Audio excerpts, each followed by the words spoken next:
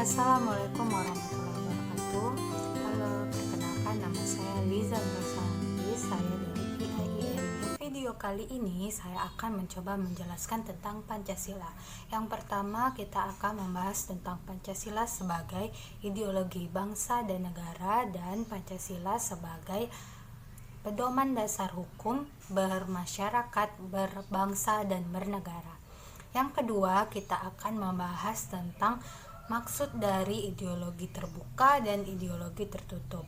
Dan yang terakhir, kita akan membahas tentang apa itu perbedaan filsafat dan ideologi. Pancasila berfungsi dan berperan sebagai dasar negara sekaligus menjadi ideologi persatuan Pancasila bangsa. Sebagai pedoman dasar negara berarti Pancasila itu menjadi pedoman untuk mengatur berbagai bidang ketatanegaraan di dalam negara, yang seperti bidang sosial, bidang politik, bidang ekonomi, budaya, pertahanan, dan keamanan. Ideologi sendiri berasal dari bahasa Yunani yang terdiri dari dua kata. Yang pertama ada idea, yang kedua ada logos. Idea itu artinya ide atau gagasan, sedangkan logos artinya ilmu.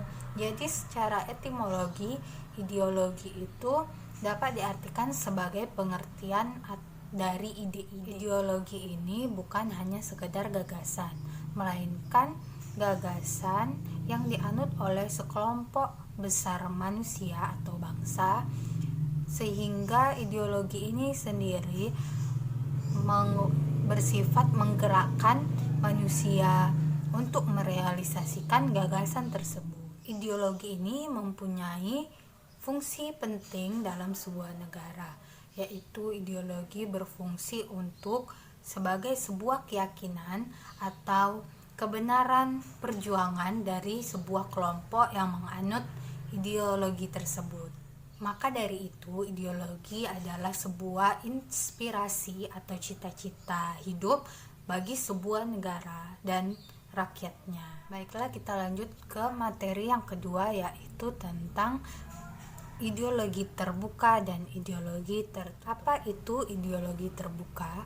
Ideologi terbuka adalah sebuah ideologi yang mampu mengikuti perkembangan zaman atau bersifat dinamis. Jadi, ideologi terbuka itu merupakan suatu sistem pemikiran terbuka yang merupakan hasil dari konsensus masyarakat itu sendiri, yang merupakan berarti nilai dan cita-cita dari negara itu tidak diambil atau dipaksakan dari luar, melainkan diambil dan digali dari kekayaan, moral, budaya, dan juga rohani masyarakat itu sendiri. Dan juga operasional dari cita-cita negara itu sendiri tidak bisa disepakati secara a priori, melainkan harus ditentukan atau disepakati secara demokratis.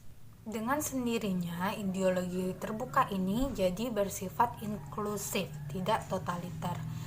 Dan juga ideologi terbuka ini cuman bisa ada dan mengada di dalam sebuah negara yang bersifat demokratis. Baik, selanjutnya kita akan membahas tentang ideologi tertutup. Apa sih ideologi tertutup itu?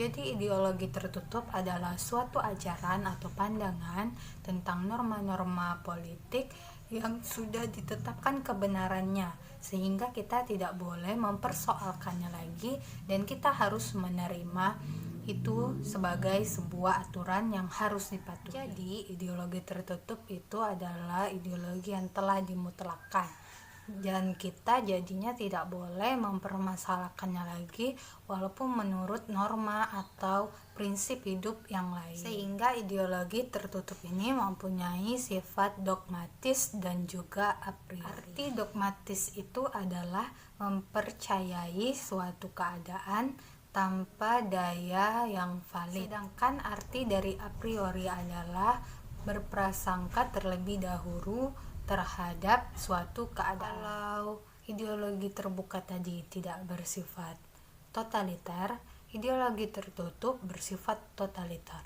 Karena di suatu negara yang menganut ideologi tertutup, dia memperlakukan masyarakatnya ada unsur pemaksaan untuk pelaksanaan dalam pemberlakuan yang harus dipatuhi setiap masyarakat. Pembahasan kita yang terakhir yaitu tentang perbedaan filsafat dan ideologi.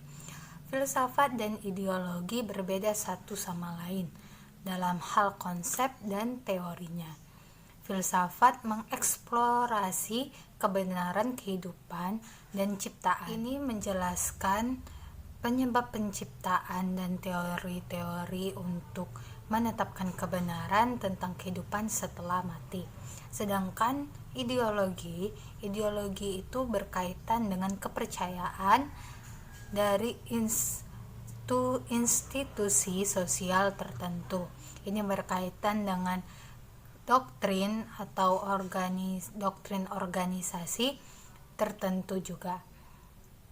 Inilah perbedaan utama antara filsafat dan ideologi. Filsafat memiliki pendekatan pragmatis kepada teorinya, sedangkan ideologi adalah semua tentang kepercayaan milik sekelompok orang tertentu.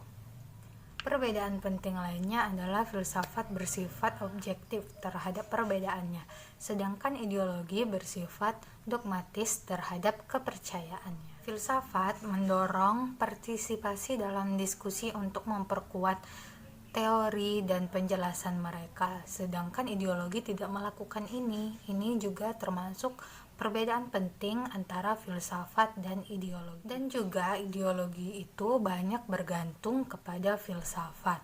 Dan kata lain, dapat dikatakan bahwa setiap pendekatan ideologis didasarkan pada beberapa kebenaran filosofis yang mendasarinya. Di sisi lain, kebalikannya tidak benar. Filsafat tidak memiliki ideologi yang mendasarinya.